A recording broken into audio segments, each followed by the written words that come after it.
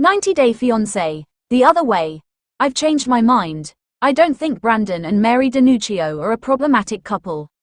I think 90-Day Fiancé, the other way couple Brandan and Mary DeNuccio don't deserve the criticism they've been getting from us fans since their season premiered. There are far worse couples in the franchise than these younglings. Brandan and Mary's storyline attracted eyeballs because of their video calls. It appears Brandan and Mary had such severe trust issues that they had to be on call with each other 24/7, even when they slept or went to the bathroom. Mary sometimes disconnected the Wi-Fi so she could hang out with her male friends. However, Mary became livid when she saw Brandan interacting with other women. I think these were issues that the couple was able to easily overcome when they started living together. However, Brandan and Mary now fought about money, with Brandan even calling Mary a scammer when they had arguments. Still, Brandan and Mary are together to this day, despite the trust issues and money woes.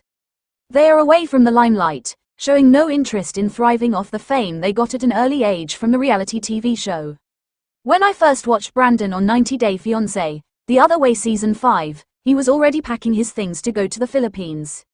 Brandan was leaving everything behind in the US so he could join Mary in her village. My heart broke for Brandan as she narrated his past involving his parents, who split when he was about 3 or 4, and how his mom lost custody of Brandan when he turned 15 years old. Brandan had to go live with his father for 3 years, but the man was demanding and hostile. Brandan had left his own father's house and wandered from pillar to post to find a place to stay. He even lived in his truck for 2 months until his godparents took him under their wing. The then 21-year-old Brandan also faced a bad breakup and was done with everything. He may have felt like a burden on his godparents. He was, anyway, living in an RV to not intrude into their space inside their home. Brandan was yearning for an escape, which came in the form of Mary. It explains why Brandan is still living with Mary. I've noticed most other The Other Way stars returning to the US when living in a different country gets too difficult for them. Brandan not only moved, but he was also already planning for his future in the Philippines at such a young age. Brandan wanted a stable home, a roof over his head he could call his own and a family that wouldn't desert him.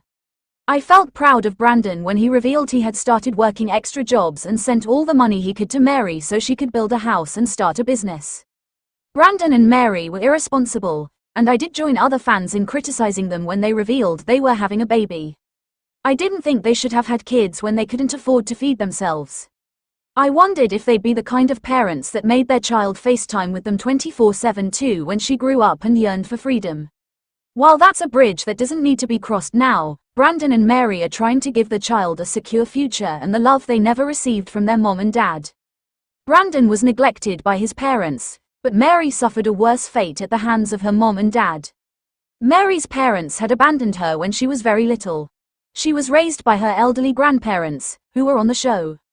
Mary and Brandan belonged to dysfunctional families, but they seemed to be trying their best to be better parents to Midnight than their own parents had ever been. I suppose the biggest controversy ever in Mary and Brandan's 90-Day Fiancé relationship took place when Mary announced she had cancer. Brandan had made a post claiming Mary had colon cancer. Mary said that there had been blood in her feces for years. Once it happened again, Mary's doctor asked for her colon to be removed. The couple shared a GoFundMe, so fans could help them. However, fans had doubts about Mary's claims. I too couldn't figure out why Mary and Brandan weren't giving more information about how much the treatment cost, etc. The way Brandan worded his request when he wrote, "We need help not judgments," also made his request sound suspicious. Eventually, Mary clarified the colon cancer claims by revealing she did not have cancer. She admitted she had made a mistake and added, "I'm just a human. I'm very sorry everyone." When the doctor told her she had a colon issue, the innocent Mary assumed it was cancer.